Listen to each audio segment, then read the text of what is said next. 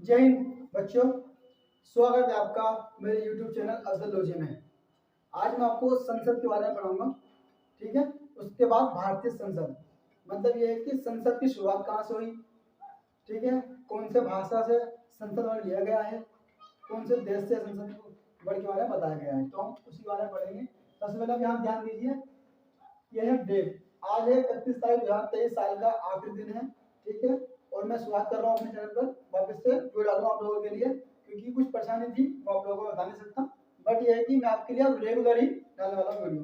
तो हम शुरुआत करते हैं बिना टाइम वेस्ट करे। तो हम पढ़ेंगे संसद के बारे में। संसद जिसे कहते हैं पार्लियामेंट,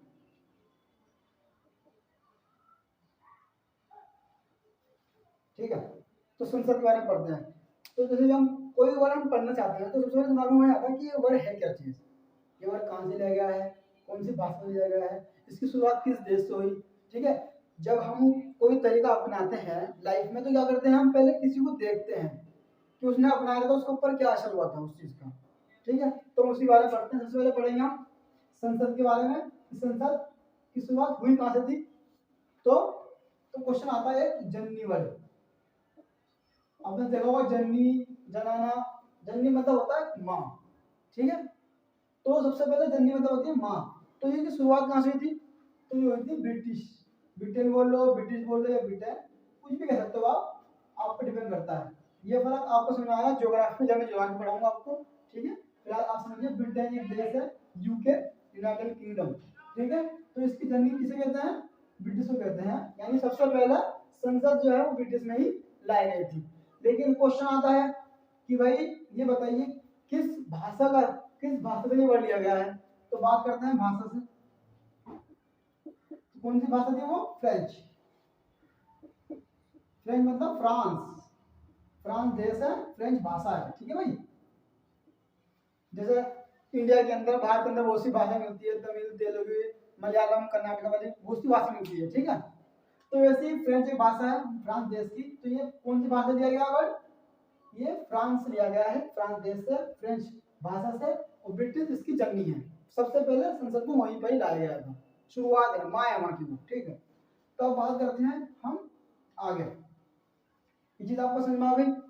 अब हम आते हैं धीरे धीरे आगे बढ़ते हैं भारतीय संसद की ओर, ठीक है। भारतीय संसद, अभी तक हम संसद पढ़ रहे थे, अब हम पढ़ेंगे भारतीय संसद। यानी हमारे देश का संविधान है, जिन लोगों ने हमारे देश का संविधान बनाया, जिसे बोलते हैं संविधान निर्माता, उन लोगों ने क्या करा, ये संसद वर्ड जो कि ब्रिटेन में पहली बार इस्तेमाल किया गया था, वहां से उठा के अपने संविधान में जोड़ लिया। जैसे कि मैं आपको पहले ही पढ़ा था कि हमारा संविधान यानी भारतीय संविधान उधार लिए गए सिद्धांतों का एक समूह है। इट मीन्स ये है कि उधर से कुछ ले लिया, उधर से कुछ ले लिया, उस देश से कुछ ले लिया, उस देश से कुछ ले लिया। तो सेम संसद भी ब्रिटिश से ली गई है, ठीक है, वहां के संविधान से ले ली गई है। तो अब सबसे पहले जब आती है बात भारतीय संसद की, तो क्वेश्चन आके रुकता कहाँ पर है बताता हूँ आपको, दिमाग में जो आता है। सोचने वाली बात है, जो भारतीय संसद है ये बहुत महत्वपूर्ण संस्था है। पहली बात तो इस संस्था ये बहुत बड़ी वो है, इंपॉर्टेंट चीज है कि जो इसका भवन है, जो इसका स्ट्रक्चर है, जो इसका घर है, वो किसने बनाया। सबसे पहली बात तो शुरुआत करते हैं, उसके बाद ये इंपॉर्टेंट क्यों है वो भी आपको बताऊंगा। तो बात करते हैं इसके भवन की। भवन मतलब स्ट्रक्चर, ढांचा, किसने बनाया। जैसे कि आप लोगों का भी घर होगा, वही मिस्त्री बनाता है या राजमिस्त्री बनाता है, कोई बनाता है या फिर कोई इंजीनियर, ठीक है, डिपेंड करता है सब बात करो कुछ भी बना रहा हूँ। तो इसका जो भवन स्ट्रक्चर बनाया था वो किसने बनाया था, वो दो लोग थे, ठीक है। एक का नाम क्या था, एडविन लुटियंस, सेकंड आपका हर्बर्ट बेकर। ये दो शख्स ऐसे थे जिन्होंने भारतीय संसद का जो भवन था उसको बनाया था। इट मींस डिजाइन किया था। बनाने वाला तो आपको पता ही कौन आता, लेकिन डिजाइन उस चीज को करना तो किन लोगों का था, लुटियंस और हर्बर्ट बेकर। अगर आप दिल्ली की तरफ कभी जाओगे तो आपको ऐसी जगह मिल सकती है, सुनने को मिल सकता है कि ये दिल्ली नहीं, ये लुटियंस और बेकर की बनाई हुई दिल्ली है, ठीक है। तो ये लुटियंस बेकर दो ऐसे शख्स जिन्होंने भारतीय संसद के भवन का निर्माण किया था, ठीक है। और जब भारतीय संसद का निर्माण किया था तो क्वेश्चन आता है वहां पर भी, उस टाइम पर देश के अंदर वायसराय कौन था? देखो वायसराय क्या था, जब हमारा देश आजाद नहीं हुआ, एक बार है वायसराय, वायसराय जब हमारा देश आजाद नहीं हुआ था सन 1947 से पहले, तो हमारे देश पर अंग्रेजों की हुकूमत थी, आपको पता ही है, इंग्लैंड की हुकूमत थी। तो क्या करता था, इंग्लैंड की जो सरकार थी वहां से एक शख्स को चुनकर भेजती थी कि जाओ भारत में अपना वो कराओ, शासन चलाओ, तो उसे बोलते थे वायसराय। ठीक है, तो देश जो आजाद होने से पहले जो शासन चाहते थे तो उसे वायसराय बोलते थे हम लोग। ठीक है, तो उस टाइम पर क्वेश्चन आता कि जब भारतीय संसद का निर्माण हुआ था तो वायसराय कौन था? तो वायसराय कौन था? उस टाइम पर वायसराय था लॉर्ड इरविन। आपने सुना होगा सन 1931 में गांधी और इरविन समझौता, तो उस टाइम पर वायसराय इरविन थे, इसलिए उन दोनों के बीच एग्रीमेंट हुआ था, गांधी जी और इरविन जी के बीच में, इसलिए उसको समझौता के नाम से जानते हैं। तो उस टाइम पर वायसराय कौन था? Lord Irwin. अब क्वेश्चन ये बनता है कि ये इसका निर्माण किस साल में हुआ था, कौन से सन में हुआ था? तो इसकी शुरुआत हुई थी सन 1921 से लेकर सन 1927 तक यह बना था। इसमें 6 साल इसको लगे थे भारतीय संसद को बनने के लिए। ठीक है, सन 1900 लेकर 21 तक उस टाइम पर वायसराय कौन था? Lord Irwin. अब क्वेश्चन आपका आता है कि लॉर्ड, समझते हो लॉर्ड मतलब क्या होता है? लॉर्ड मतलब होता है बड़ा, समझदार, एक्सपीरियंस, बहुत बड़ा चीज, तो उसे बोलते हैं लॉर्ड, लगाते हैं उस टाइम पर। आगे जब कोई डॉक्टर बन जाता है, कोई बड़ा बुजुर्ग होता है, उसे बोलते हैं लॉर्ड। ठीक है, अगर लंबा कवर लेके फिलहाल समझिए आप, बड़ा मतलब काफी समझदार, बुद्धिजीवी बोलते हैं उसको। ठीक है, तो लॉर्ड इरविन। तो निर्माण सन आ गया 1900 लेकर 21 में, किसने बनाई थी? निर्माण किसने किया था? एडविन लुटियंस, लॉर्ड बेकर ने। उस टाइम पर वायसराय कौन था? Lord Irwin. और सन क्या था? 1921 से लेकर 1927 के बीच में भारतीय संसद बनकर तैयार हुई थी। ये चीज क्लियर है? अब हम थोड़ा आगे बढ़ते हैं। अब हम बढ़ते हैं महत्वपूर्णता। इसकी महत्वपूर्णता भारतीय संसद की। क्वेश्चन, सबसे पहला क्वेश्चन यही उठता है कि भारतीय संसद इतनी इंपोर्टेंट क्यों है? ठीक है, तो पहला क्वेश्चन जो उठता है इंपोर्टेंट होने की वजह, पहली क्या है? पहली वजह है संप्रभुता। संप्रभुता मतलब आपको बताता हूँ क्या होता है। नॉर्मल सी बात है, जो जो मैं इंसान की बात करता हूँ, ठीक है, अभी छोड़ दो, समझना संप्रभुता मतलब क्या होता है। जो इंसान अपने डिसीजन खुद ले सकता है, जिस पर किसी का दबाव ना हो, उस इंसान को हम क्या बोलेंगे? संप्रभुता। डिसीजन लेने वाला खुद, बिना किसी दबाव के। जैसे कि सपोज करो मुझे कहीं जाना है, घूमने जाना है मुझे, तो मैं अभी, तो भाई आपको बताइए फैमिली है, तो मुझे फैमिली से इजाजत मांगनी पड़ेगी कि भाई मुझे ऐसे ऐसे वहां जाना है, या हो सकता है पैसे की जरूरत पड़ जाए तो उनसे जरूरत पड़ जाए। ठीक है, तो ये क्या होगा? इजाजत मांग रहा हूँ मैं, डिसीजन तो खुद मिल गया, मेरा मन हुआ जाने का तो मैं नहीं जा पाया, मैंने इजाजत मांगी, तो मुझे पैसों की भाई, लेकिन उनको लगा कि नहीं है घर में पैसे, वो मना कर देंगे, तो ये क्या होगा? दबाव हो गया, फैमिली का दबाव की वजह से मैं नहीं जा पाया, तो मैं क्या हूँ? मैं संप्रभुता नहीं हूँ। लेकिन जो शख्स जो शख्स अपने डिसीजन खुद ले सकता हो, जिस पर किसी भी चीज का भारी दबाव ना हो, प्रेशर ना हो, उसको हम संप्रभुता कहेंगे। और भारतीय संविधान के निर्माताओं ने भारतीय संसद को संप्रभुता बनाया है। भारतीय संसद अपने फैसले बिना किसी दबाव के ले सकती है। ठीक है, एग्जाम्पल के तौर पर मैं आपको बताता हूँ, आज के टाइम पे क्या है? CAAE, आपने सुना होगा CAAE, सिटीजन अमेंडमेंट एक्ट। ठीक है, ये सुना होगा आपने NRC, है ना?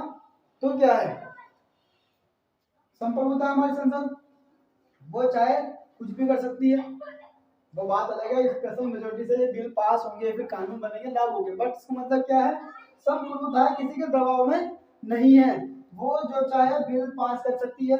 CA लागू हो तो लागू होगा, NRC लागू हो तो लागू होगी, उसको कोई ये नहीं बोलेगा कि बाहर देश का अमेरिका वाला बंदा आके बोले कि भैया तुम CA क्यों लगा रहे हो, NRC क्यों ला रहे हो देश के अंदर।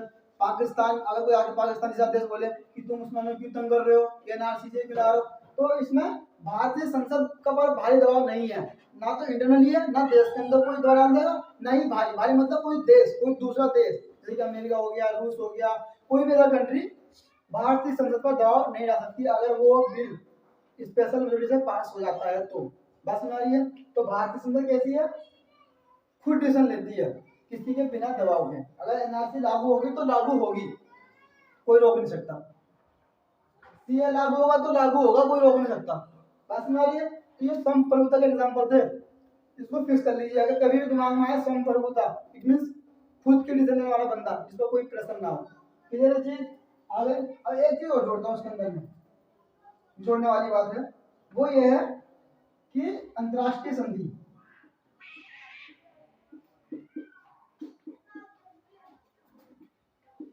अंतरराष्ट्रीय संधि जो है लागू करना, लागू करना राज्यों के बिना अनुमति के।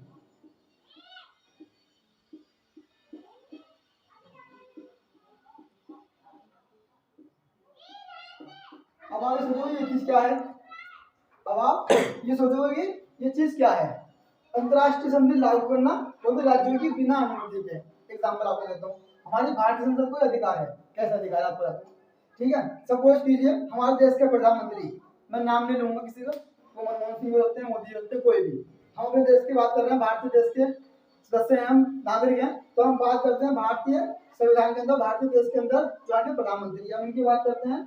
तो सपोज करो हमारे देश के प्रधानमंत्री बाहर गए, किसी दूसरे देश में गए, वहां पर उन्होंने कोई समझौता कर लिया किसी चीज को लेकर कि भैया हम आपको चाहते हैं कि हमारे यहाँ फैक्ट्री लगाओ आके, जैसे क्या बना सुना मेक इन इंडिया, मतलब भारत में बनाओ, भारत देश को लोग भारत में आके बनाओ, लोग का मजबूत होगा।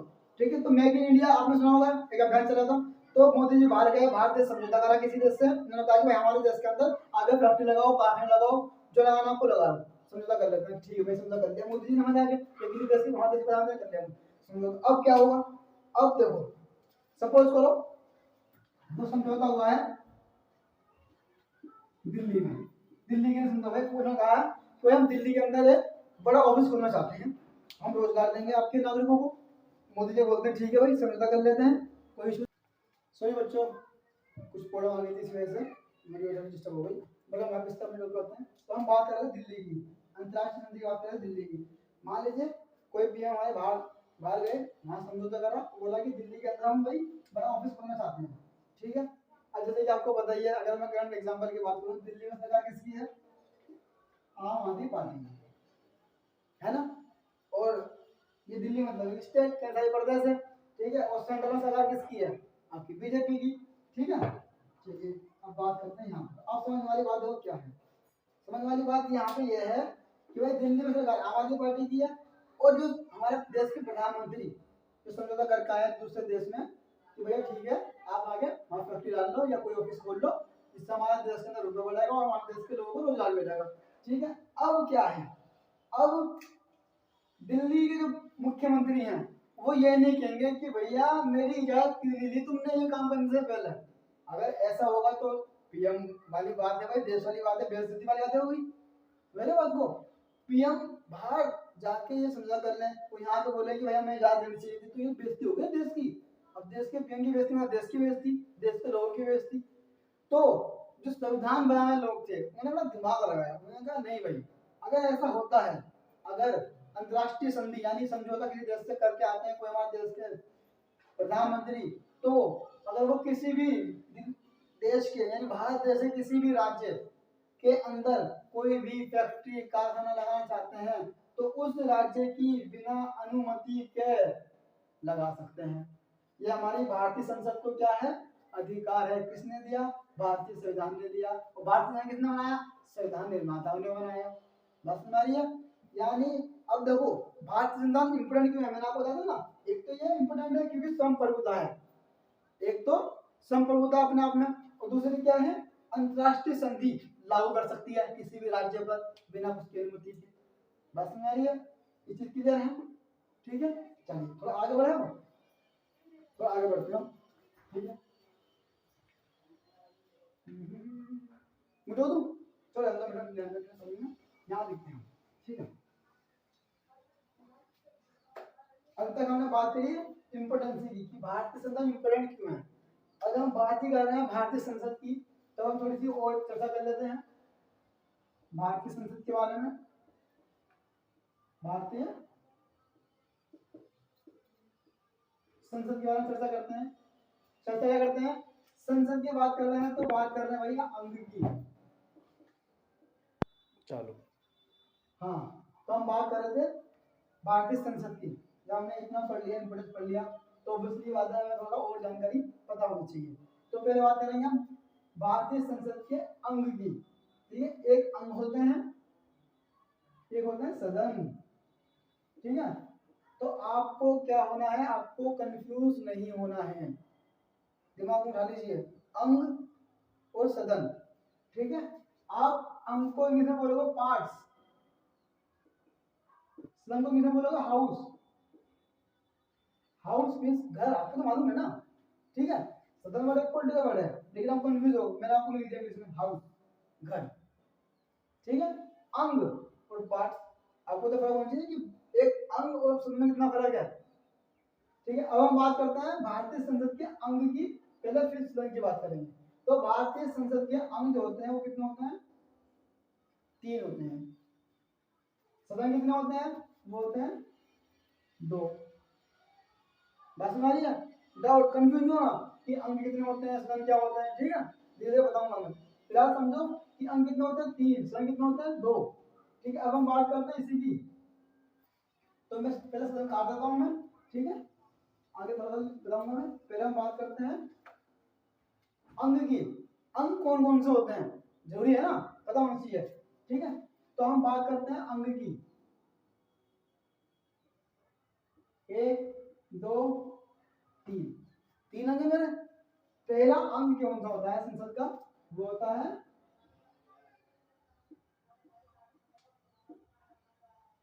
राज्यसभा। ठीक है, दूसरा कौन सा होता है?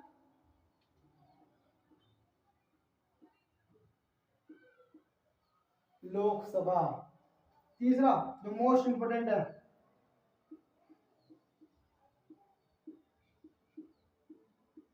राष्ट्रपति। ठीक है, संसद, भारतीय संसद का जो वर्णन आपको बताया था 79 से लेकर, अच्छा मैंने आपको वो नहीं बताया, चलिए कोई बात नहीं, बता देंगे। ठीक है, भारतीय संसद जो है उसको अनुच्छेद 79 में उसको बताया गया है। ठीक है, राज्यसभा को अनुच्छेद 80 में बताया गया है, लोकसभा को अनुच्छेद 81 में बताया गया है। ठीक है, अब मुझे इस चीज से एक बात याद आ गई। ठीक है, बहुत इंपॉर्टेंट बात है, मुझे जो मैं मिस कर गया था वो आपको बताता हूँ यहाँ पर।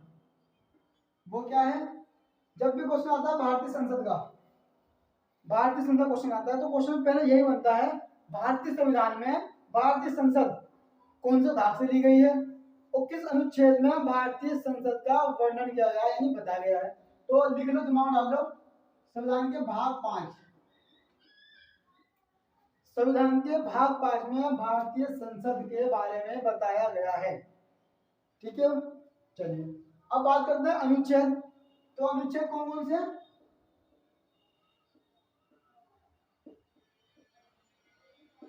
अनुच्छेद 79 से लेकर 122 तक भारतीय संविधान के बारे में बताया गया है। जैसे कि मैंने आपको बताया 79 मतलब भारतीय संसद कैसे बनेगी, क्या होगी, ये हो गई। उसके बाद 80 जो कि भारतीय संसद का एक अंग है, राज्यसभा।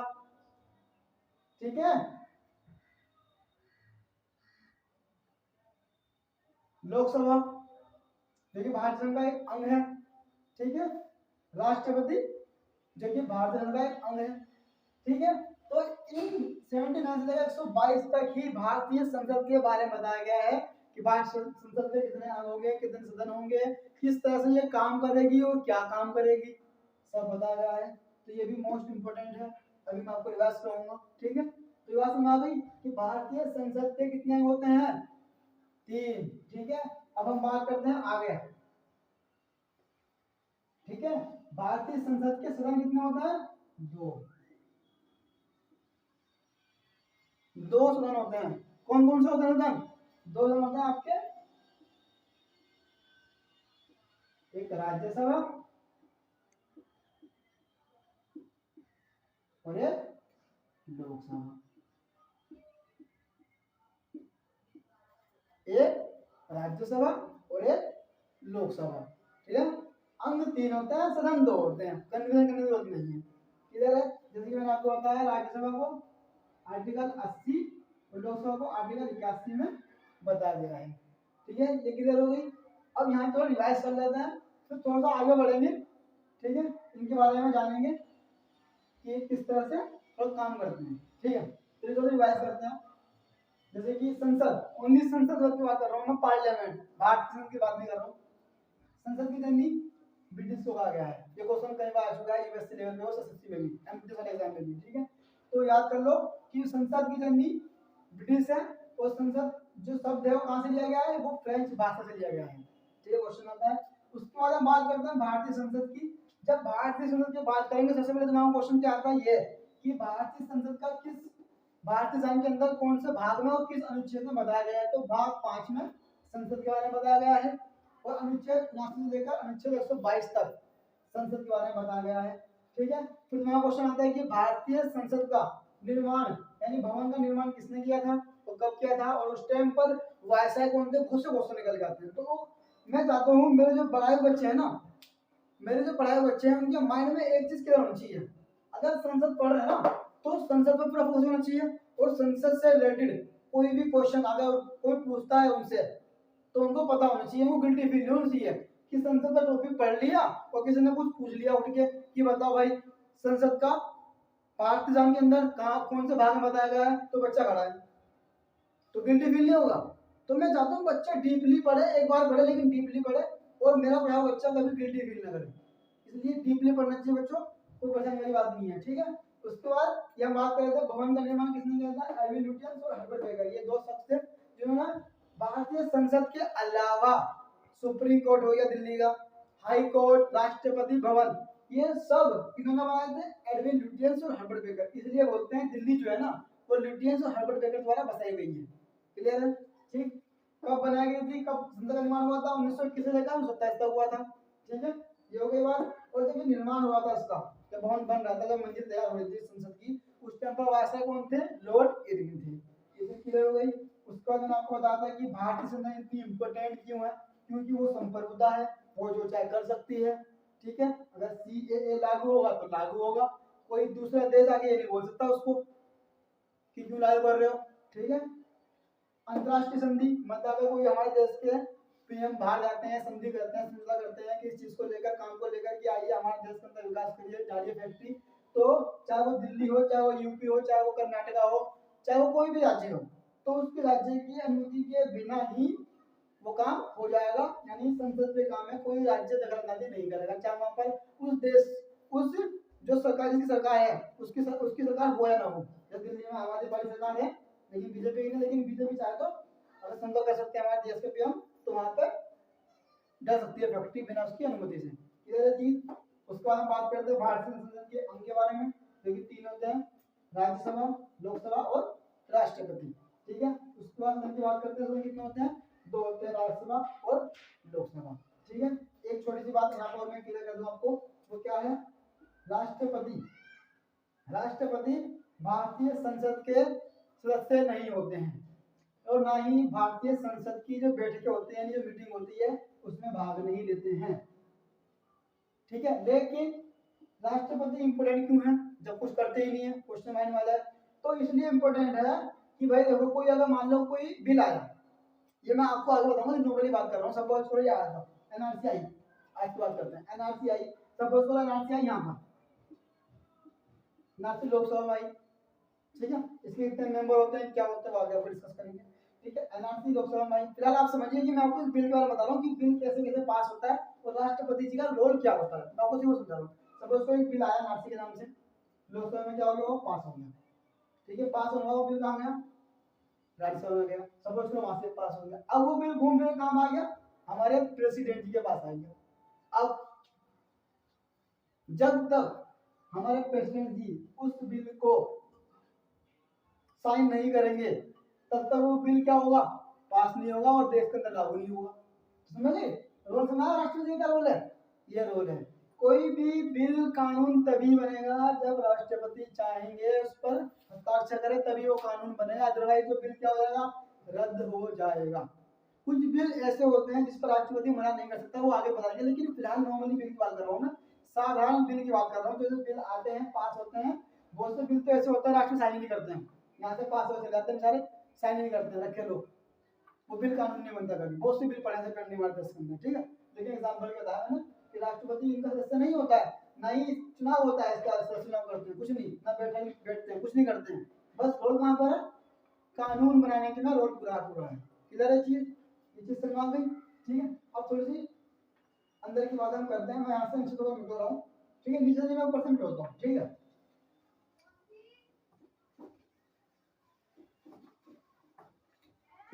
जो बताने वाली बात है बताऊंगा मैं आपको, ठीक है, ताकि कोई भी जानकारी मिस ना हो।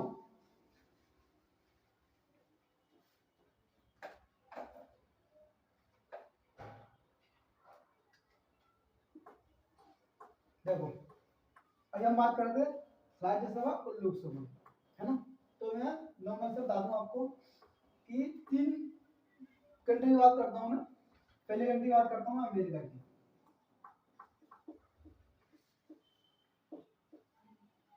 ठीक है। दूसरी की बात करता हूँ मैं यूके, ठीक है। तीसरी बात करता हूँ मैं अपना देश इंडिया की, ठीक है। अब देखो हमें समझने वाली बात क्या है, ये मैं बताऊँ, जितने ये देश बड़े हैं। यूके की बात क्यों कर रहा हूँ, क्योंकि यूके ने हमारे देश पर 2 साल तक राज करा था, इसलिए यूके की बात कर रहा हूँ। अमेरिका की बात क्यों कर रहा हूँ, क्योंकि अमेरिका बहुत बड़ा देश है, अपने आप में बहुत पावरफुल शक्तिशाली देश है, इसलिए मैं इसकी बात कर रहा हूँ। तो हमें पता होना चाहिए कि अमेरिका के अंदर राज्यसभा और लोकसभा को किस नाम से जानते हैं, पता होना चाहिए हमें, ठीक है। तो बात करते हैं हम राज्यसभा की। तो राज्यसभा की अमेरिका अंदर क्या बोलते हैं, राज्यसभा की बात करते हैं, चलो राज्यसभा की बात करते हैं, अमेरिका में बोलते हैं सीनेट, क्या बोलते हैं, सीनेट। राज्यसभा को क्या बोलते हैं, सीनेट, अमेरिका के अंदर। अगर बात करते हैं हम यूके की, तो वहां क्या बोलते हैं, वहां बोलते हैं house of lords, house of lords, बड़े लोगों का घर। लॉर्ड्स मतलब लॉर्ड्स, बड़े लोगों का घर। बड़े मतलब जो उम्र दराज हैं, एक्सपीरियंसेस हैं, जो दूर की सोच रखते हैं, ठीक है, जो बोलते हैं हाउस ऑफ लॉर्ड्स, राज्यसभा, ठीक है। इंडिया में राज्यसभा को क्या कहते हैं, हिंदी में तो ये कहते हैं, लेकिन इंग्लिश में क्या कहते हैं पता होना चाहिए, जरूरी है, इंपॉर्टेंट है। तो क्या कहते हैं, कहते हैं काउंसिल ऑफ स्टेट,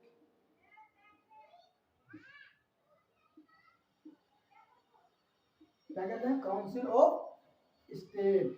बात नहीं, राज्यसभा को अमेरिका में सीनेट, यूके में हाउस ऑफ लॉर्ड्स, बड़े लोगों का घर, यहाँ पर काउंसिल ऑफ स्टेट, राज्यसभा, राज्यों की सभा, नाम तो सुना, राज्य की सभा यानी Rajya Sabha, council of state, state की सभा, राज्यों की सभा।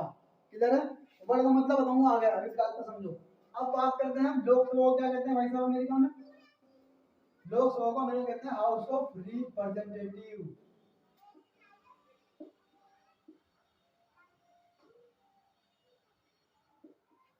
हाउस ऑफ रिप्रेजेंटेटिव यानी जनता को रिप्रेजेंट करने वाले मेंबर, जनता को रिप्रेजेंट करने वालों का घर है। कैसे घर है, जब जनता किसी को चुनती है तो वो नेता बनता है।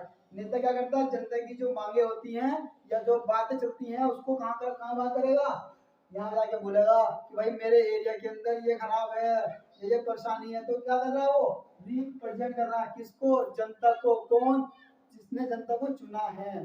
तो ये तीन घर हो गया, रिप्रेजेंट लोगों का घर हो गया, तो चुन के यहाँ पे आते हैं, ठीक है।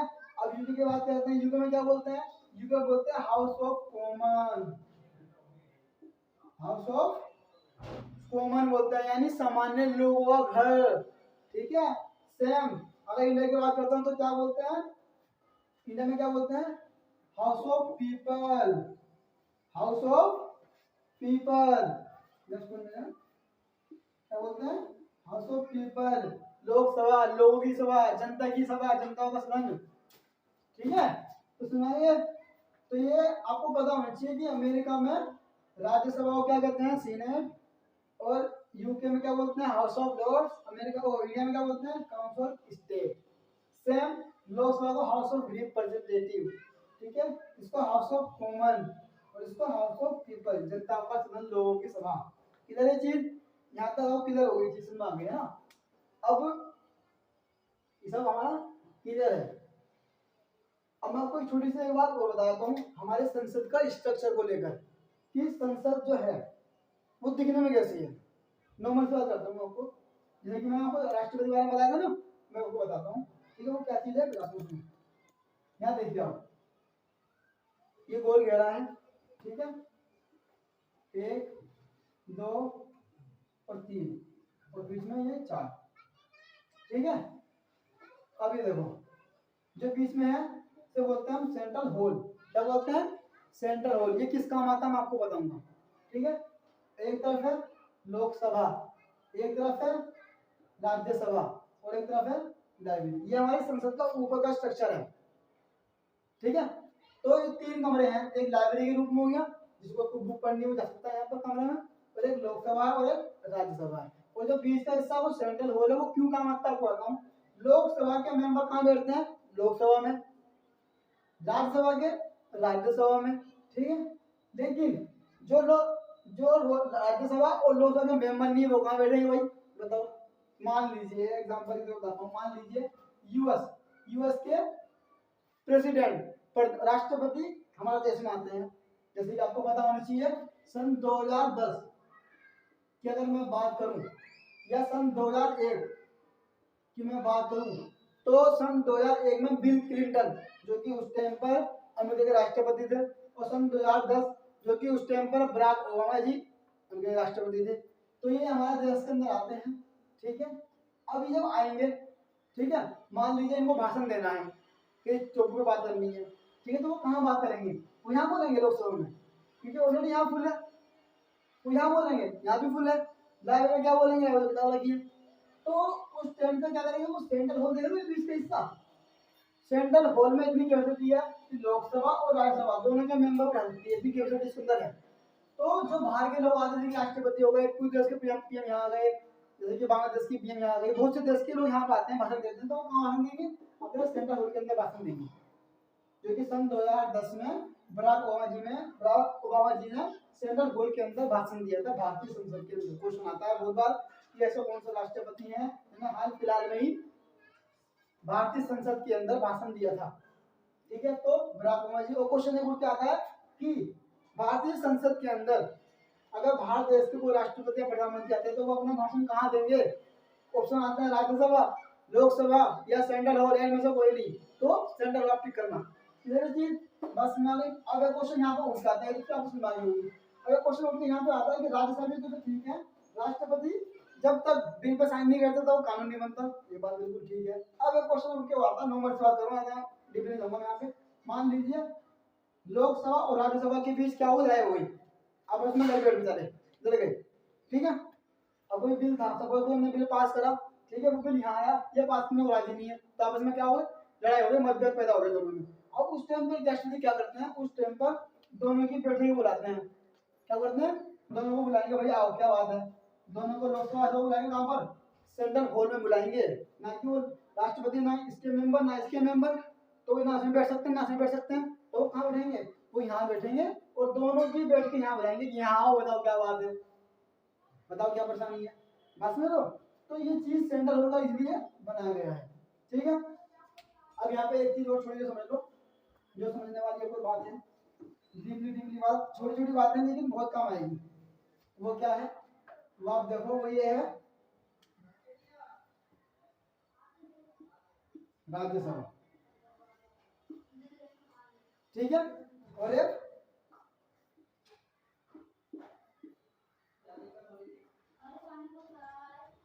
लोकसभा, ठीक है। अब क्वेश्चन आता है कि भाई ये बताओ, जो राज्यसभा है उसके मेंबर को क्या कहते हैं, यानी जो राज्यसभा का सदस्य है उसे क्या बोलेंगे, उसे बोलेंगे हम एमपी। क्या बोलेंगे, एमपी। किसका, राज्यसभा में, मेंबर ऑफ पार्लियामेंट, ठीक है, किसका, राज्यसभा का। आप कभी भी देखना न्यूज जब भी सुनोगे आप, न्यूज में क्या होता है, न्यूज में कोई एमपी बोलता है, कुछ भाषण देता है, तो उसका नाम लिखा आता है और उसकी पोजीशन की ये एमपी कहाँ किस राज्य से है ना। तो वहां पर लिखा है एमपी राज्यसभा। अगर वो लोकसभा का मेंबर है तो क्या लिखा होगा, एमपी, एमपी लोकसभा लिखा आएगा ना। तो लोकसभा के मेंबर को member of parliament Lok Sabha, Rajya Sabha को मेंबर ऑफ पार्लियामेंट राज्यसभा। बस में आ गई। राज्यसभा के मेंबर को राज्यसभा का एमपी कहते हैं और लोकसभा को लोकसभा का एमपी कहते हैं। एमपी दोनों सेम है लेकिन बस नाम है राज्यसभा और लोकसभा। ये क्लियर हो गई, ठीक है। अब मैं आपको यहाँ तक मैं वीडियो अपनी कंप्लीट करता हूँ। आगे वाली वीडियो में आपको बताऊंगा लोकसभा और राज्यसभा के बारे में, इनके मेंबर के बारे में बताऊंगा, ठीक है। और मेंबर के साथ साथ इनका चुनाव किस तरह होता है वो बताने वाला हूँ। और मेरी कोशिश ये रहेगी कि आपको डीपली पढ़ाया जाए। जैसे कि मैंने आपको अभी थोड़ी देर पहले बताया था कि बच्चों को डीपली नॉलेज होनी चाहिए, ताकि उसका कोई कुछ पूछता है तो उसको उसको पता होना चाहिए कि हाँ मुझे मालूम है, मैंने वहां से पढ़ा था, एक सर है वहां से वो पढ़ाते हैं, ठीक है। ये नहीं कि आपने टॉपिक पढ़ा और आपको पता ही नहीं है। एक बार मेरे हो चुका पता है स्कूल में भी कि मैं जब पढ़ता था उस टॉपिक से रिलेटेड, कभी कोई मुझसे कुछ पूछता था तो वहाँ पे गिल्टी फील होता था कि यार मैंने पढ़ा क्यों, फिर जब मुझे मालूम ही नहीं तो मैंने पढ़ाई क्यों। तो पढ़ो ऐसा जो समझ में आए। अगर कोई डाउट है, कुछ परेशानी है तो कमेंट करो मुझे कि सर ये क्या है, वेटेज वैसे क्या होता है, उसको क्या बोलते हैं, तो मैं आपको बताऊंगा, ठीक है। अब आने वाली वीडियो में जो आपको मैं लोकसभा और राज्यसभा के मेंबर का बताऊंगा, इनको क्या क्या बोलते हैं वो बताऊंगा, इनका इलेक्शन किस तरह था वो बताऊंगा, ठीक है। कौन कौन से मेंबर बैठते हैं वो बताऊंगा, कितने मेंबर होते हैं वो बताऊंगा, ठीक है। बेफिक्र रहिए, आपको वीडियो मिलती रहेगी लगातार।